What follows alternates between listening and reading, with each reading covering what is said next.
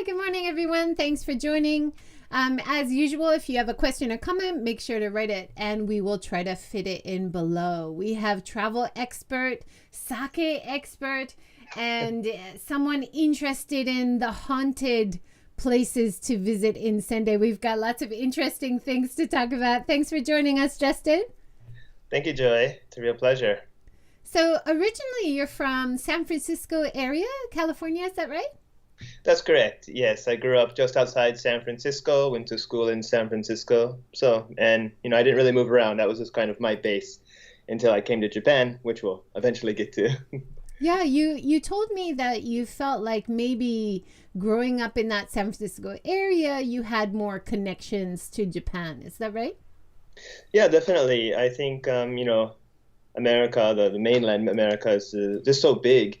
You get a lot of Americans here in Japan. We have about 400 or so here in Sendai, but we're all from different places. The East Coast and the West Coast, the culture, the vibe's very different. The middle of America, very different. In Alaska or Hawaii, where you're from, also, just different cultures. On the West Coast, you get a lot of Asians mixing up. Our Chinatown is most famous, but we have a Japantown, a Koreatown, and just, seeing Asians all around me, but also not quite understanding exactly what language are they speaking or why, eating with chopsticks or just simple stuff like it was all new to me and something you're always attracted to what's different. So I think that probably had some kind of impact on me. Yeah. I feel similar. Growing up in Hawaii, we have so much connection to Japanese culture and food and traditions. We have a hello from Elizabeth Ann, who's just joined us from Facebook. Thanks, Elizabeth. You also said originally you came in Yamaguchi Prefecture. So you haven't only lived in Sendai, you've lived in other areas. Is that right? Sure. So my first time to Japan was in college. I guess, community college or junior university, they call it, I guess. And it was a cheap way to get to Japan. I didn't have a lot of money. We weren't poor, but we weren't rich kind of thing. And my parents said, if you want to go to Japan, you got to pay for yourself. And I wasn't going to do that. So I found a volunteer program called Camp Adventure Youth Services. And it's quite interesting. This program is connected with U.S. military bases, not only Japan, but around the world, because U.S. has bases all around the world. And you can choose where you kind of want to go. And you're basically a summer camp counselor, playing games with the kids, singing with the kids, going on little field trips. And as military families, they have to move around a lot. So, the kids didn't have like any mental problems or anything like that, but just their situation, when they were sad, they'd be really sad, or they got angrier quicker. And so they just need a little bit more attention. Sometimes the parents were deployed or something like that. So it was just really interesting and great way to come to Japan. And I was there in Yamaguchi, which is about, I guess, an hour train ride from where you are, right? Very close. You were Yeah. in Iwakuni, right? I imagine. Yes, Yeah. Iwakuni U.S. military base there, and I was living on the base, and it was really like a small America. This was back in 2009, but it probably hasn't changed that much. When you're on a U.S. base in Japan, and probably anywhere in the world, they make you use U.S. dollars. And so I had to have yen when I went outside the base and then dollars inside. And I remember one time I went to some ramen shop on base and I only had $4 US dollars, but I had like $200 worth of yen. And I said, can I just give you 1,000 yen? Here's $10. I don't want to go to the ATM, which was like all the way across the base. And they said, no, we can't take it. Just freaked out. Yeah, I think around 2009 I would have still been doing triathlon, and we used to do a Ooh, triathlon on that base. And it's a Air Force base, so you've got the jets flying in and out. I And I didn't. remember being on the bicycle going around, and the jets were flying, and I felt like I was in Top Gun. It was awesome. I It loved was. it. Yeah, I remember, we got there super late. We get on the bus, we come in like midnight, and we sleep in these little barracks, which are basically like, business hotel rooms. And then I wake up the next morning to one of those jets. I didn't know it was an Air Force base. It's a combined US Japan Air Force base. It's quite large. And I see the fire shooting out of the jet in the back, and it's a that was my morning wake up call. So I did that for about 3 months, 2.5 months. It's just a free way to get to Japan, but oh, they put us to work, working 40, 45 hours a week, meetings on Sundays. So basically, I was only going out the base on weekends kind of thing, into Kyoto and Osaka. And I did get to go to Hiroshima, but time was so limited. It was like a day trip to Hiroshima. So, we just saw like the Peace Dome and that kind of stuff. First impression of Japan, hot. It's really hot in summer and it's really hot and humid down south. And then this will be a reoccurring theme as I tell you my Japan stories. But weather is very important for me as a Californian, probably as a Hawaiian as well. We don't like too hot. We don't like too cold. Sometimes we got to deal with it. So that was Camp Adventure. Very, very fun. And it left an impression. I did want to go back to Japan. I just, confirmed, wow, this is really interesting. I spoke a little bit Japanese at the time. I'd started studying. But for me, when I then it looked like you went to Akita next. So totally different part of Japan, right? Exactly. Yeah. So I went back to San Francisco and then, keep studying. We had a partnership relationship with Akita. But I didn't know anything about Akita. I didn't even want to go to Akita. So I wanted to go to Oita, which is Kyushu, close to Hiroshima, because my senpai, my older friend went there. And I don't know anywhere in Japan, like most people. Oh, you hear about Tokyo and Kyoto, but you don't really know the geography. And I signed up. I did all my paperwork with San Francisco State University, where I studied. And they said, okay, you're in. You're going to Oita in, next semester. And then March 11th, 2:46 p.m., 2011, that was when the Great East Japan earthquake happened. I was in America. And, that's the long story. All that stuff happened. But long story short, I couldn't go to Oita because all the U.S. students were required by the U.S. government to come back. Didn't matter if you were in Hokkaido or Okinawa, all of them went back because of the radiation concern. And then I was no longer on the top of the list. The people that returned got priority. They said, okay, Justin, looking at your poor Japanese skill and positions available, there's only one spot that opened. You want to go to Akita or you want to not go to Japan? So I said, okay, let's go. But I'm so happy I did. It's a different part of Japan. You get to see a lot of nature and traditional festivals here in Tohoku, something I just had no image of. And they spoke Japanese, of course, but they have this really strong dialect. I still don't understand. Yeah. Wow, that's so interesting because I was a jet in Oita. Oh, So wow. we've had a few connections over the years. And when I wanted to go to Oita because my family was there, my dad had remarried and moved there, and I had half brothers growing up there. They were like, Oita? Yeah, go ahead. That's where you want to go? So, but then you ended up not going to Oita, going to Akita, a whole beautiful, different area of Japan. Yeah, And then you came back on jet to Sendai in the next phase, exactly. Is that right? I kind of fell in love with Tohoku, but as a foreigner, there's not a lot of job opportunities, especially at that time. And also, again, as a Californian, the weather is so important. Down south Yamaguchi was too hot for me. Akita, too cold, too much snow. But I like this area, so I looked at the biggest city, Sendai. I had gone back once. I graduated in 2013, and a couple months into it, from April, I was in Sendai, living my dream as a JET program ALT, teaching English at elementary school and junior high school. So it's my third time to Japan. I've been living in Sendai since 2013. Wonderful. And just this month, you have your Tedx virtual walking tour of Sendai, which has just been released, and I've shared it on my channels. It's so fun. Thank you so much for doing that. Can you tell us a little bit about your walking tour? Sure. So I just love history, and during this TEDx event, it had to be online. And they said, okay, just send a pre-recorded video. Let's do it in a fun way. And I just you'll see the video later, but I just walk around town. I want to just really try and get people to think about why history is important and how to really rediscover it. It's quite easy. History is all around us, but as I say in the video, it's kind of hidden. You have to think like a detective, or you have to think of things like, okay, as I mentioned, this fish, what is it called? The fish market park, Sakana Machi Koen. It's like, okay, well, there's no fish here, but where did the name come from? Or my hometown I grew up in is called Pleasant Hill. Okay, well, where's the hill? Okay, there's only one hill in town. That's probably it. So things like place names are really important. Things like streets. Here in Sendai, we were destroyed in World War II by an air raid, but the streets don't really change. They just rebuild, and they're still there. So even 400 years ago, most of the layout of the city has not changed. All the buildings are new, but not the streets. So little clues like this is something I wanted to just kind of, poke at people. Hey, why don't you know about your city? You don't have to be experts, but living in Japan or living in another country, when you learn about the city you're living in, you feel more connected, right? Everything starts to make sense. Oh, this is why da da da da, or this is why da da da da. We have a neighborhood called Old Temple Lane. There's no temples there.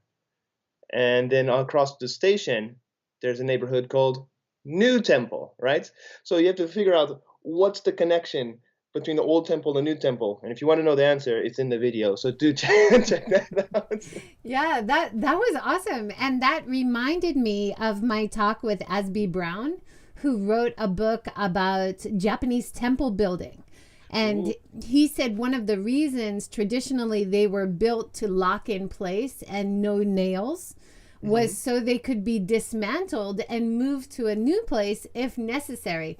And so when I'm watching your video, I'm like, maybe they did that. I would love to visit that temple and see if it's taken apart and put back together the same beams, because that wood is so valuable, right?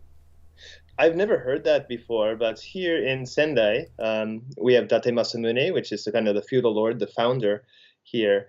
And there's some temples and some shrines he just fell in love with.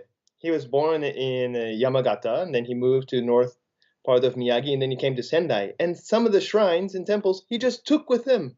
More American, but what's the British phrase? Moving house or something, like when you move? He literally moved his house. Very, very fascinating. Yeah, but It's wonderful. And I love that part of you have so many great insights in your walk. There's also another part that reminded me of another talk that we had in the series so far, with Matt Alt and Hiroko Yoda, who were talking about Yurei, ghosts. Yeah. And how there's some shrines in the center of Tokyo which have never been moved, even though all the big modern buildings were built around it. Mm-hmm. And because of superstition, and people were having bad luck who were trying to move it. And then you pass through one of the tiniest shrines, and it's right in the middle of all the buildings. And I was wondering, maybe they had a similar superstition about moving it, or the people who tried to move it had bad luck. So there were so many great connections brought up by other talks in the series. So I loved it. Great fun. Wonderful. I'm glad you enjoyed it. Yeah. And your whole idea about exploring your own neighborhood and becoming a detective and researching why this is named this street, or why this shrine is here, or this building is here, right? It helps you appreciate where you're living more. And I thought that was a beautiful expression. And of course, people can try that wherever they are, anywhere in the world. There's two reasons I really got into it. I'd always loved history, even in the US. When I first came to Sendai, it's probably the same when you go to a new country. It's kind of hard to make friends, right? You're in a new city. A lot of people are young when they move. And I wanted a way to connect with different people. So I realized, hey, if I could talk about the city, or if I know some good restaurants, food and stories always connect people. And it wasn't long after I just started studying about the local history that I joined the volunteer tour guide group called Gozain. And Gozain means kind of like welcome. It's a dialect word here. And oh man, they just taught me so much about history and the city. And I'm still a member after 6 years of working with them. And yeah, if you come to Sendai, you can get a tour from them. Go onto their website and apply, and we'll be happy just to show you around. It's English tour guiding. So yeah, thanks to them, and also thanks to volunteering at the museum, I had other people teach me there. So it's not like I just picked it up by myself. I picked it up from different resources. I've had a lot of sensei, I guess you could say. But it's just such a fascinating city. And here in Sendai, it's like not too big and not too small. You have all the convenience of a large city. You know, you have the supermarkets and movie theaters and stuff like that. But it's a small town feel. The people will go to the same places. We have a huge shopping arcades. And if I walk the shopping arcades, probably every 3 times I walk it, I run into someone I know. It's that kind of town. And it's like, this never happens, even in my small little town, because everyone has like cars, right? Back in the US. But you can meet a friend. It's just a wonderful feeling. And it's not even like, whoa, because it happens so much. Every week I'm running into someone at the arcade or the station or just, out in town. And it's a wonderful feeling. You feel really connected with the history and you feel very connected with the people here. And I just love it. And the weather's good too. So let's talk a little bit about Sendai, since we're talking about walking tour from your TEDx talk. So I'm showing on screen right now the Experience Sendai activities. You can go to a festival workshop. You can go to the Oyster Paradise, half-day foodie tour. There's a lot on offer. Are these still available during coronavirus, or are they kind of on pause right now? Most of these programs, what you're referring to, yeah, the Sendai Experience program, thank you for doing that. Um, yes, we're offering most of the programs right now through the website. This is where I work right now with the Sendai Tourism Convention and International Association. It's my job to connect with different companies here and basically advertise their programs or create new programs with them. If somebody is not available, it will say in the description whether it's available or not. Or we just give a quick call, a message, and we can connect with the operator and double check things like that.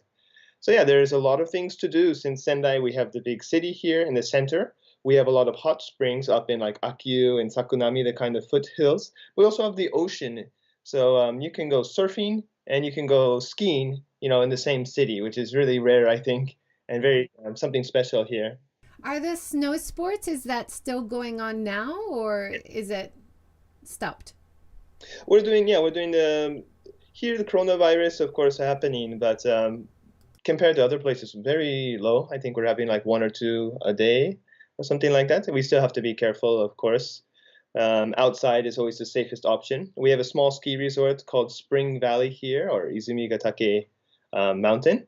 And they have something new called an air board. And I haven't seen it myself yet. So these are, I guess, invented in Switzerland. It's like sledding for adults. It's like woven fabric on like a sled with, I guess there's air inside it. It's just like a super fast sled. And that's something that they have that I think it's the only one in Tohoku and maybe only one of two in Japan. And then they also do like night skiing, and it's only about 40-minute bus ride from like the city center. So we have so many wonderful things here. We don't have any like big attractions in Sendai, but we have a lot of small and medium things and a lot of nearby attractions. So when you're coming here, you just hop around to Tohoku, and it's just very, very convenient. We have a lot of repeaters. I think once people come to Sendai, they will fall in love with it, especially if they have a local person guide showing them around. The back alley bar hopping, the izakaya dinners. I imagine these kinds of indoor things are a little bit difficult right now.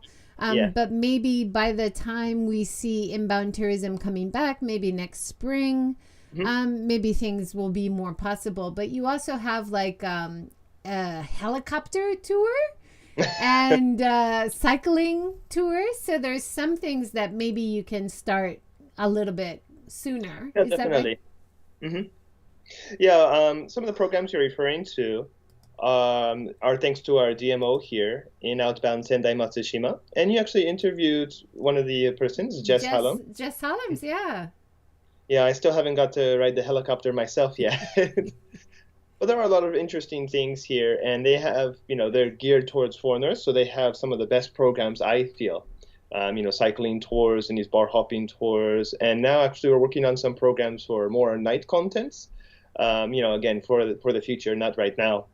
But not only bar hopping, but, some kind of form of entertainment, or how do we attract these like VIP customers that, to spend a lot of money or something like that. Well, here's like a thing. I don't know about Hiroshima as well, but we're both into tourism.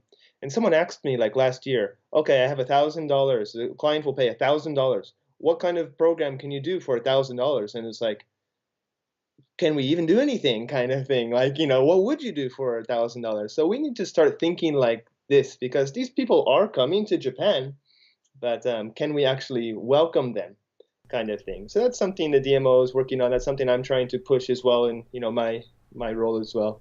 That is so true. Having a kind of price point that hits lots of different travelers.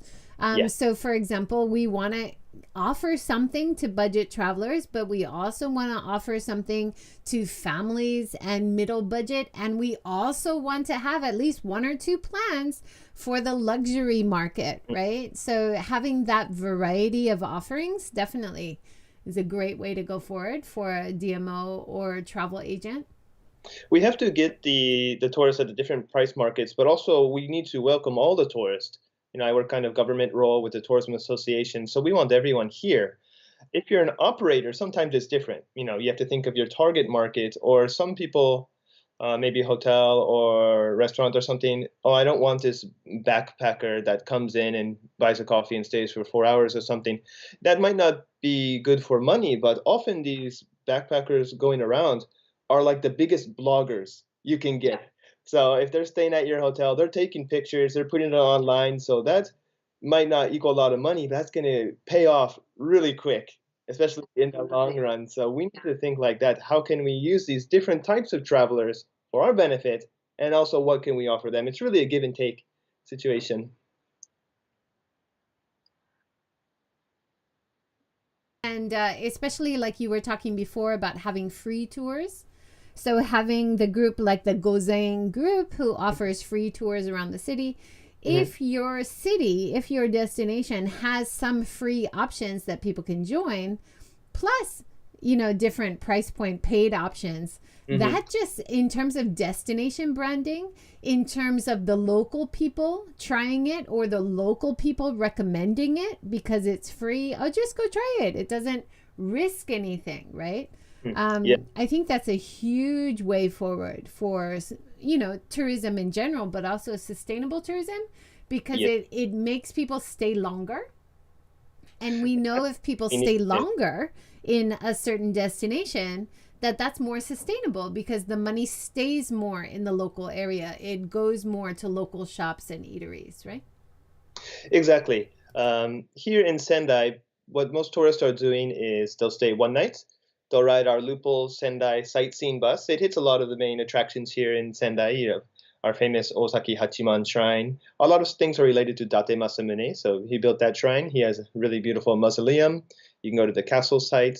We have Tech. It's a very famous architecture piece designed by Toyo Ito, a very famous architect here in Japan. So people go ride the Lupol. They'll eat gyutan, which is our grilled kind of beef tongue. We have a lot of wonderful dishes. That just happens to be the most famous. And then they'll go maybe to a side trip to Matsushima, considered one of the 3 most beautiful places in Japan. And it really is really beautiful. It's a pine-covered island dotting this wonderful, majestic bay, only about 35-minute train ride away. Yamadera is also close, about an hour away. It literally means, mountain temple. You can climb up 1,000 stairs and see these little temples here. But most people are only staying about a day and, one night, I guess, and then kind of moving on to somewhere else. We need people to stay longer, and I'm just trying to think, how can we do that? We face a lot of challenges. We don't have a lot of operators here in the city. We need to make our tours more accessible or easy to join, not like make a reservation 2 weeks in advance, like, what can I do tonight? What can I do tomorrow kind of thing. So we definitely have our challenges, and one of them I feel maybe unique to Sendai and Tohoku is the locals don't really know about the city that much. So a lot of their friends are coming. Everyone knows their favorite restaurant or cafe. You don't have to be a history expert, but what can you recommend? Okay, Lupol Sendai, Matsushima, Gyutan, Castle. What else is there? I think we need to look at places like Tokyo. I mean, we can't compare to Tokyo, but now when tourists go to Tokyo, they don't say, I love Tokyo. They say, I love Harajuku, or I love Shibuya. They'll tell you the neighborhood that they fall in love with. And we have a lot of, much smaller scale. but we have a little temple district.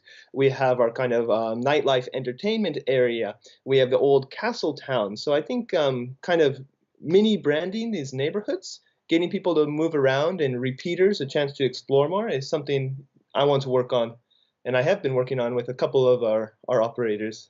Yeah, nice.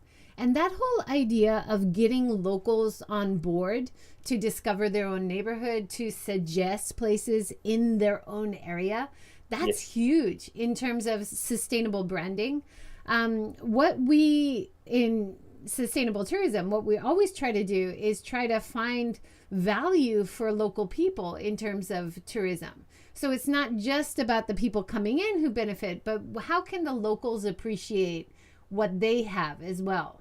Mm. So, for example, Kyoto has had bad press because before coronavirus, they were just overrun. Oh, Locals were really unhappy.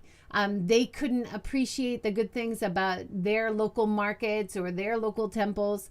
So maybe having times when only locals can go. ooh, And interesting. then it's not open to the outside public until other times. Being from Hawaii, we know about kama'aina value. So, as local residents of Hawaii, if you have an ID, you can get discounts. You can stay at hotels a little bit cheaper or at different Okay. times. So, you have to find a way somehow to give value to locals, even if it becomes a busy tourist area. Do you guys have any like local benefit or local values for residents yet? Not so much. We're doing what we can in the association. One thing we did the other day was with City Hall. We got all the kind of hotel front desk people and gave them a free tour downtown. And a lot of the people in Sendai are, transferring. They come to Sendai to work or to study, so they're not born here. Or some people are born here, and it's just, if you're born somewhere, it's not special. So they don't really know, like, where the stores are that you can paint some kokeshi doll, or that you can go here and you can fry some fish. Like, it's like a fast food kind of place, but it's kind of hidden. So just having these people know more about the city. Actually, I want to see some of the operators, maybe yourself included, um, try and connect with these hotels. I think is a big chance. Even giving them like a free tour just to know about the city, because when they need to hire someone, you're going to be the only one that they know, right? Making these local connections is, so important. And now we're living in an age where there's too much information, right? And the tour guide or the company or the concierge is a person that has to kind of narrow it down. You can do this by asking questions or, making your own kind of summary guide. But now we just have too much information. Google like, ramen restaurant. How many restaurants are going to pop up on your Google map? And also the just word of mouth is so important, right? If I look at some local restaurant I'm thinking about and all this is, 5-star reviews, but my friend said, it wasn't that good. There might be 500 people that said it's amazing, but I trust my friend, so I'm not going to go. Yeah. This is something we notice, especially with international residents or international visitors, is they kind of change their plans along the way, right? Mm, And this is when yep. you're doing destination consulting, this always shocks local businesses and local DMOs that you're saying, listen, the international visitor, if they hear from another visitor that this place is good, they're going to change their plans and go there. The value of that person to person opinion is really, really strong, right? Especially with the international residents or visitors. So I think we need a little bit more flexibility for businesses and destinations in Japan. So if you can get people to recommend, especially appealing to locals, giving locals value, and then they recommend their local place, wow, that's a win, right? We've done Yeah. it. We can get people here more. I think guest houses and youth hostels, have got this figured out. Every time you go to the lobby, right, they have that kind of handmade map of the neighborhood. Oh, this is Mr. Tanaka's place. He has a good sushi or something like that. Or here's a little local shrine. But the bigger hotels are not, maybe they want to protect this luxury image or something, but you got to be friendly, right? You got to tell people where to go, because they're asking, where can I go eat? And they, oh, well, we have a restaurant on the second floor. No, no, no, where can I go out and down and eat, And That's sometimes right. they don't know. And that's just, so doing these kind of programs or teaching them in some ways is so important because these are like the front line people, right? And Sendai is a place like we do have repeaters. We have people that fall in love with it, but also if they don't know about the city, they're not going to recommend it, right? These frontline people are their like ambassadors.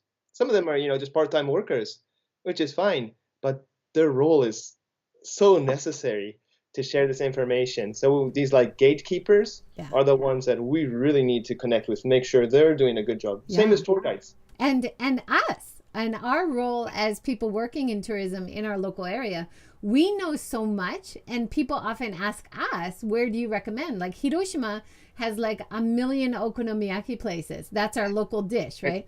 But people always say, but what do you recommend? And probably for you, because you're a sake expert, you must get people asking, which one do you recommend? Because like you said, there's so much choice, right? Exactly, right. And it's hard when you're talking about restaurants, right? Because of course the food is very important, but you're talking about the price, the service, the atmosphere is really big. If you're a tourist, you want to sometimes have that Japanese feel, that Japanese style restaurants. So, sake quite similar as well. Yes, the sake tastes great, but what's the story behind it? How is it served? Is it served in some little clay um, ochoko, or is it maybe in a wine glass? And both of those are good, but has to match kind of the atmosphere. I think that's so true about the story, right?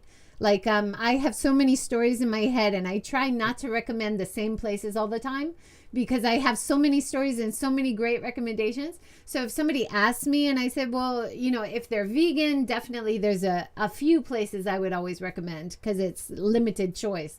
But if they're not vegan, they can eat anything. I would try to send them to different places, around the city, and they all have good stories, so I'm trying to document and log it even in my own brain so I can kind of spread out where people go. But it has to be easy to get to.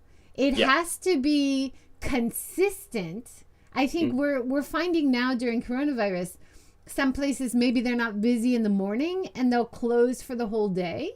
And this is the same in rural areas, right? Like they're not consistent in how often they're open. And if I'm recommending that to the visitor and they're renting a car or they're spending an hour to get there, I want to make sure they're going to be open because I don't want people to be disappointed, right? Exactly. Yeah, you have to take care of the people. Here in Japan, you also get they have this.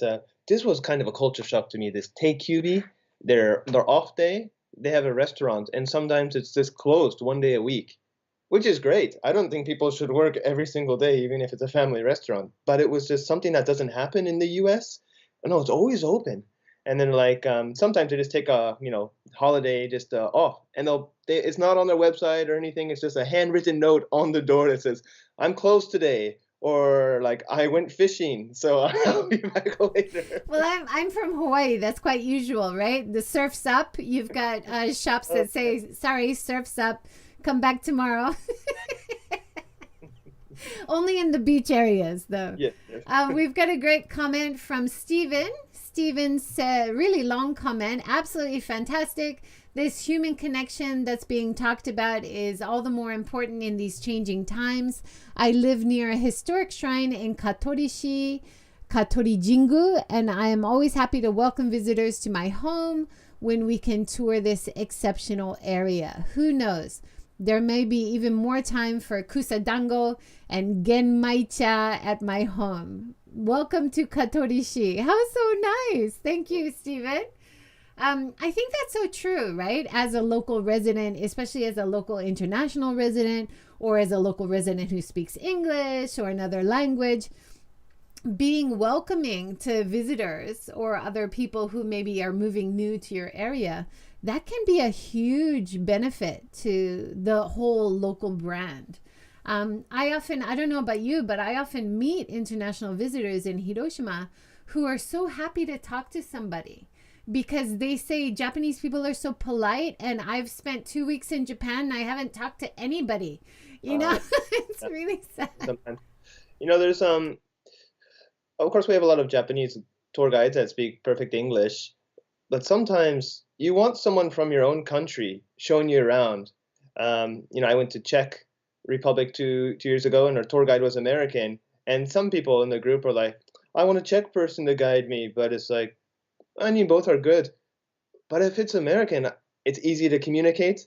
I can ask him or her like the real questions I want to know that you might be embarrassed to ask like a local. Like, do they really pray at the shrine like this, or do people not do that? Oh, they'll tell you like, oh, all the Japanese people wash their hands like this, and I'm like, some people don't do it. So I think both have value, um, Yeah, but one of the really. things that I loved about your tour, which I often suggest to local guides as well, is try to connect your stories about the local areas to where the guest comes from. So, for Uh, example, in your tour, you're talking about they had fires in this area every year in March. And then is that the same in other countries? I think now California, pretty much every season, is it March as well, has percent. fires that Yep. are devastating. Hmm. So that connection to the past, that connection to where they're from and where you're touring for them, I think making those connections is so powerful. Hmm. And I always, tell the guide as well, think of when you travel abroad. How happy are you when somebody says something about Japan or says something about where you're from? I mean, that connection to you and your life as you're traveling, and that's what everybody's looking for, right? I totally agree. There's 2 points I want to add on to that. Actually, I made this mistake. Like I guide a lot of Americans, so a lot of Americans are not so familiar with Buddhism. And here in Japan, Buddhism and Shintoism, how are they different kind of thing. So I'd usually do a spiel about what a temple is and that kind of thing. And I was guiding some tourists from Thailand, and I started telling them about Buddhism, and they're like, "We know what Buddhism is. We have 99% Buddhists in our country." I'm like, "Oh, I went on a little bit to talk, try and fix it. Well, how is your temple different than a Japanese temple?" So, we fixed it. But you have to know who your audience is. And then one problem we have, especially with volunteer guides, is they just know so knowledgeable. They want to share so much. And it's okay to, share what you want to share, but you have to think, what does the other person want to hear? It's not what you want to say. What does the other person want to hear? More important. You might be really into some long history about samurai, but if you look at their face and they're just like, when is he gonna stop? You got to move on to the next topic. That's so true. We were doing a tour guide training in Hiroshima, and we happened upon an Australian couple who was walking around the castle. Oh, And so they were walking with us, and one of the guides was just listening. He did not say one word for 5 minutes. And the Australian guy was just talking at him about where he's from and what he thinks. And at the end of 5 minutes, the Australian guy says to him, "You're going to be a great guide." And I said, "Yes, that is exactly true." He yes, didn't say anything. He was just listening. And that's the then most important part. Yeah. he needed to talk, so being a case to case kind of experience where you're just listening or you're making connections for them Hmm. or you're finding things about where you are that connect to their interests. Hmm. It's so case by case, and that is so hard because, like you said, a lot of guides, they know so much, so Yes. they Yeah. want to tell you everything, but there's no way the visitor can connect to that, right? I think a lot of Japanese guides, they want to be very professional, and many of them are, but they're kind of embarrassed or just don't think it's right to share their own story.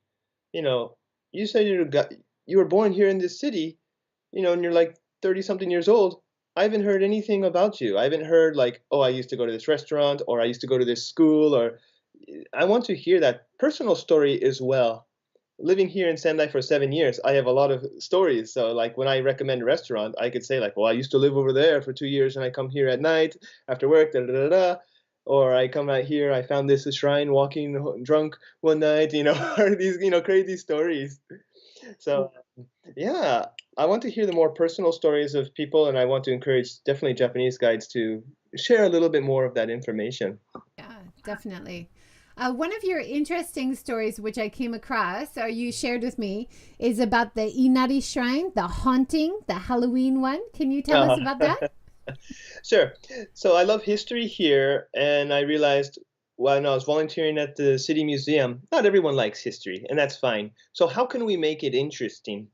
And I got kind of into these ghost stories, as you mentioned. What Matt Alt, I've read his work, and here in Sendai, there is not a lot of this information in Japanese or English. I really had to dig deep to find these kind of stories, but these are the like juicy, interesting stuff. So the shrine you're referring to is there's Inari shrines all over Japan, but this one behind the tennis courts at the base of the castle, across from the International Center, is a shrine for a horse.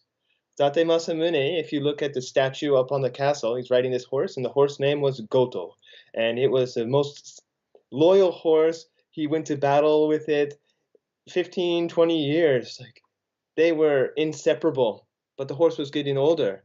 And when Date Masamune had to go fight in the Osaka siege in 1614, 1615, he had to leave his horse Goto behind. But Goto realized he's not going to come back for me, or maybe I have served my purpose and I'm no longer used for it. We don't know how true this story is, of course, but the horse was shocked, realized it. I can't do anything for Date Masamune anymore, jumped off the castle cliff and killed itself. And Date Masamune was just petrified. I can't believe my horse did this. And they made a shrine for the horse at the base of the castle there. So this is not really, I don't know any ghost horse stories, but these kind of, some of them are tragic, some of them are dark. They're quite interesting to hear, especially as Americans. We want to hear these kind of, stories or stories about like crime, these kind of things. But they have a deeper meaning. It teaches you something about the history or the culture or some big mistake that you don't want to repeat again.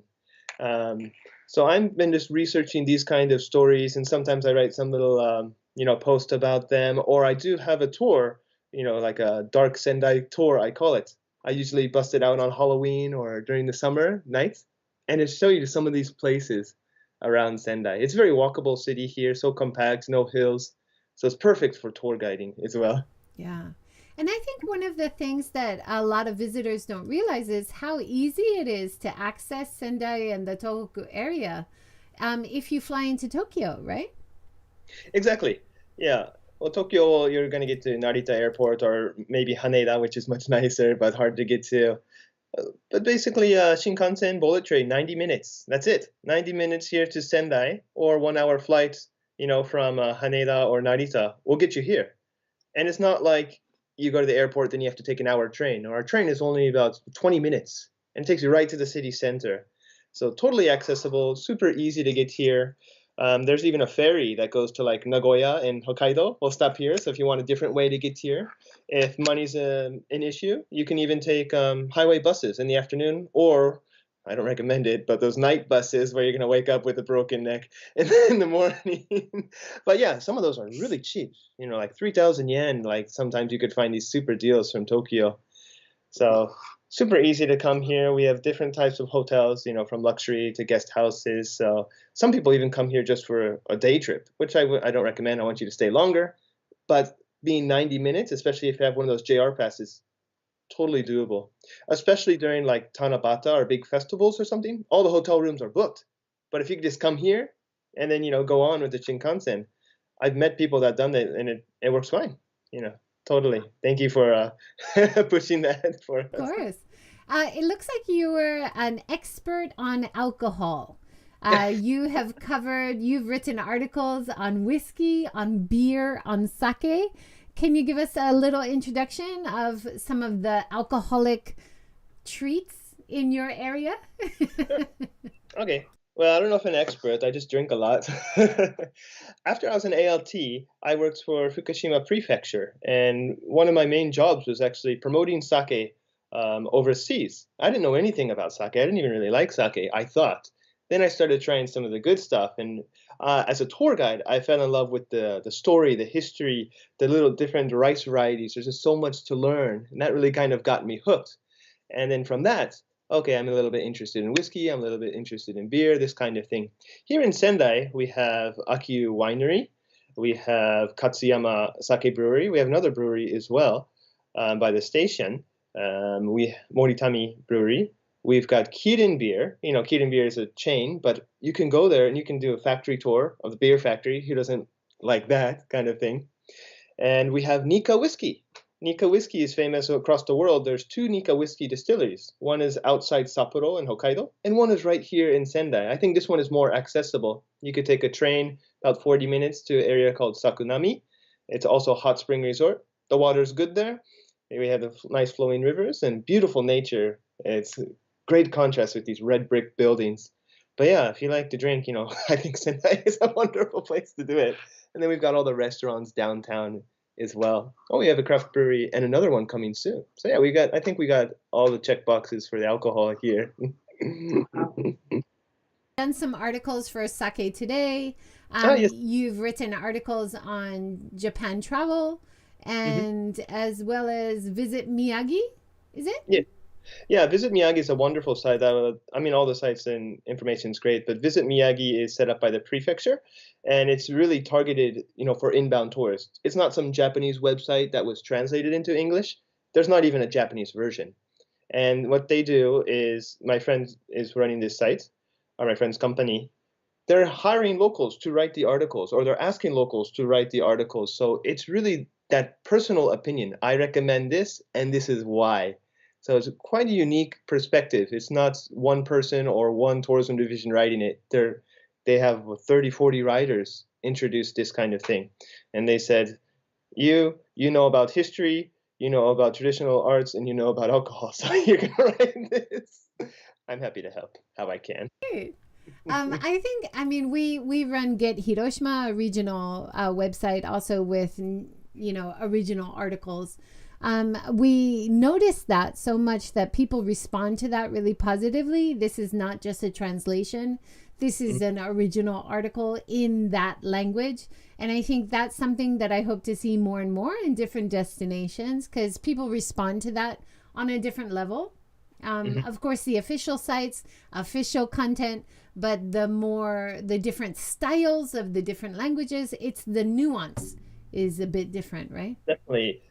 It's a good combination, because you have these personal opinions, but you have more than one. You know, you have the local opinions, but then you have the government money behind it, and you know, building up the site and building up the SEO. So it's the best of both worlds. You got the personal opinion, but you have that money and that advertising and promotion that really draws in the people making it the official site. So I just love that site, and I'm going to check out your site a little bit later. And please come and visit. You would respond coming back to the area after being in Iwakuni. Let's talk about your community work a little bit. Of course, talking about sustainability, and you sent this to me as well, and this is a big part of this series, is how do we balance the needs of people and the needs of the planet and make a profit so that we can continue forward. And so it's not just about environmental concerns, which I think is kind of a misunderstanding of sustainability sometimes. And you've been very active in your community. Can you tell us first about your blood donations? Oh, sure. Yeah, I mean, this is just a thing I do. I used to donate blood at the Red Cross Center in the US, and coming to Japan, I'm wondering, can I do it? You could find some stuff online. Actually, I wrote a really nice article, I guess, that tells you all how to do it. It's mostly the same. There's a couple things that are different, but it's in Japanese. That's mostly for safety reasons, they say. You know, you have some blood squirting out, you don't speak Japanese, whatever. But yeah, it's something I do, and they really appreciate it. There's not a lot of foreigners that donate blood. So just getting out there, I really want to show our community, the city, that the foreigners are part of the city as well. And often we are the biggest promoters. So getting out there and being visible, whether it's like picking up trash or donating blood or doing some, charity, is so important. Now with Corona, I'm just wondering, what can we do? And sometimes you can't. Sometimes just stay home and put a mask on, and that's made a big difference as well. Here, our first kind of corona outbreak happened at a popular chain bar, and a lot of foreigners go there, so do Japanese. So you look at Twitter or something like that, a couple people were, just a very, very small number, saying coronavirus came here because of the foreigners. Some people think like that, and this was really dangerous because if people start to believe that, that's not good. So I said, how can we fix this, and how can we also help the community? Talking with my friend Tracy, we decided, let's donate some money to the food bank, but let's do it big. Let's get a lot of money, and at the same time, let's try and fix this issue of foreigners, shine them in a positive light. So him and I, very quickly, about 2 or 3 weeks, we got gojiman-en, like almost $5,000 from only foreigners that lived here in Sendai. And then we just called the newspaper and let them know, here's what we're doing, here's what we're doing. And it made a big impact, and it inspired a lot of Japanese people to think more about the community. And a lot of the foreigners here, we all help each other, but some people said, I've never donated to charity before. This is the first time I did it. So especially as longer residing people here in Japan, we're kind of senpai. We can influence people. So if someone donates once, or someone donates blood, or someone does volunteering, it's kind of a compounding thing. Okay, now they'll do it again. Now they'll do it again. Or maybe they'll start their own project. What I want to do here in Sendai is really support other people's projects. I'll kind of take the lead on my own kind of stuff, but I want to support the future leaders. One thing I'm noticing here, I'm not sure if it's happening in Hiroshima, is this kind of brain drain, they call it. You have these really talented, skilled people, and they can't get a visa, or they can't find the right job, and they'll move to Tokyo, or they'll just move back to their country. And it's such a missed opportunity with tourism and just community. And again, this is part of sustainability. It's keeping the right people that want to stay, but for whatever reason they can't. So I always get these emails, hey, I'm looking for a job, and I just go into panic mode. I was able to help a friend recently. He found a job on his own, but we were getting him into the right ways. I'm like, oh no, not Phil. Don't let him leave, not Phil. And we've been so happy over the years to hear from people who they got their job, they got their apartment, sometimes they got their boyfriend or girlfriend through our website, because we post classifieds, we have people exchanging things they don't want, we post about events that they might go and meet other people. And I think showing that you are positive in your action as a resident, as an international resident, definitely has a great knock-on effect. It was so wonderful to see this. How did you get out the food that you had bought? How did people come and collect it? Did you go through other agencies, or did you deliver it directly? I don't want to take too much credit for this because, the food bank is the one that really did all the hard work. We were thinking about it different ways.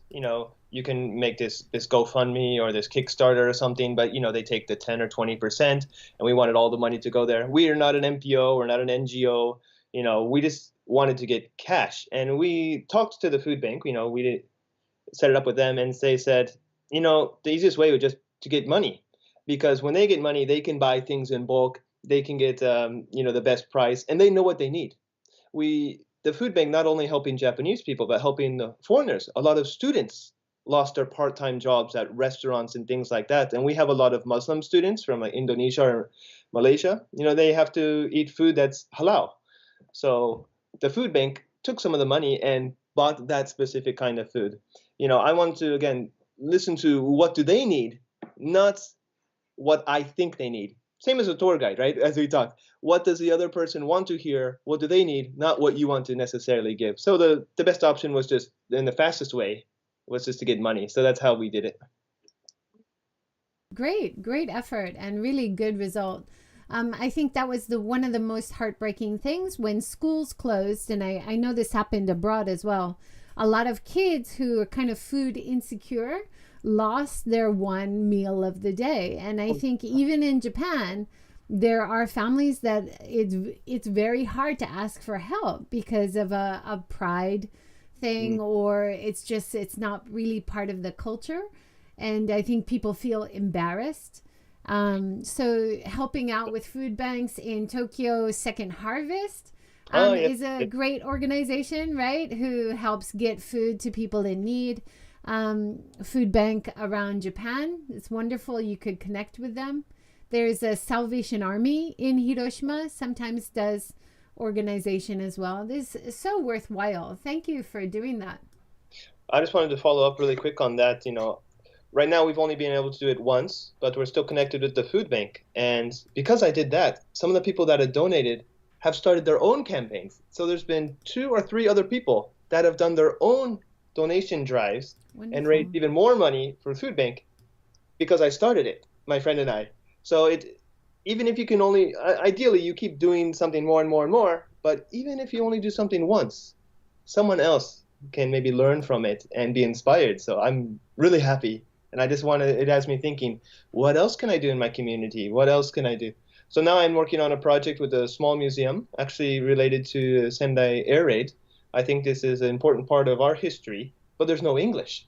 So I'm working with the museum to get English. It's not only just translate. Anyone can do that. You have to go through all the government bureaucracy, and you have to meet all these different people, and it's really complicated, and it's been going on for a couple of months, but it's getting there.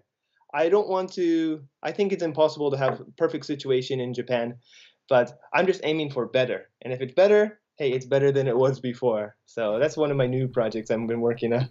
That is absolutely true. And it's so easy to say it's not good enough, but it's, I think, really positive to just look at what things people are making an effort to make a little bit better. And encourage that and be like, that's great, you're doing that, let's do that more, and hopefully other people will also be inspired to try little by little, step by step, where it's possible, right? Yeah. I want all the museums here to do a better job and be more like international museums and really welcome tourists. But you need an example, and you have to start small. So I targeted this small museum, and then I want to use them as an example and put some pressure on the big museums. Hey, look what this museum did. Why don't you do it? Yeah. So this step by step is totally agree. Where can it lead? And use your past success to leverage your way forward. Yeah. It's so important. Wonderful. And a great legacy in tourism and for the destination that you're leaving, right? So when you look back 5 years and you're like, yeah, I kind of got that project started, that feels good, and so many people have benefited, or the museum people were really happy. Like, it's a really good, feel good thing for you as well about using your time efficiently, right? Agreed. Yeah. We have a few more minutes. If people can visit your area, maybe next spring, is there anything you'd recommend them definitely try to do while they're there? Sure. If you're coming in spring, I do want to point out, since we're higher up north, that the hanami, the sakura, right, the flowers bloom maybe about 2 or 3 weeks later. So we actually get some tourists that go to Tokyo just to see the cherry blossoms, and they miss them, so they come up here.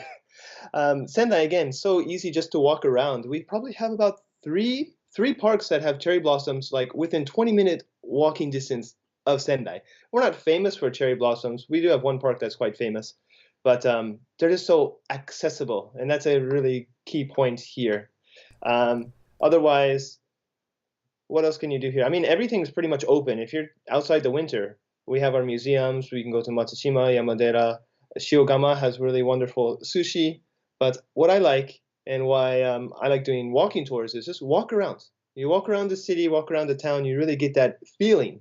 You can check off the most important things with our pamphlets, but you can find these little hidden shrines or hidden cafes, and don't always go with a full schedule. So otherwise, check out the website, sendaiexperience.com, which I work, or you can find me online. I don't do a lot of social media, but if you want to, you'll track me down, I'm sure.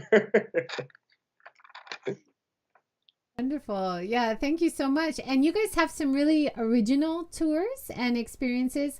Wagashi, of course, which I always recommend because it's just happens to be naturally gluten-free and naturally vegan, most of them. Yes. Less sugar.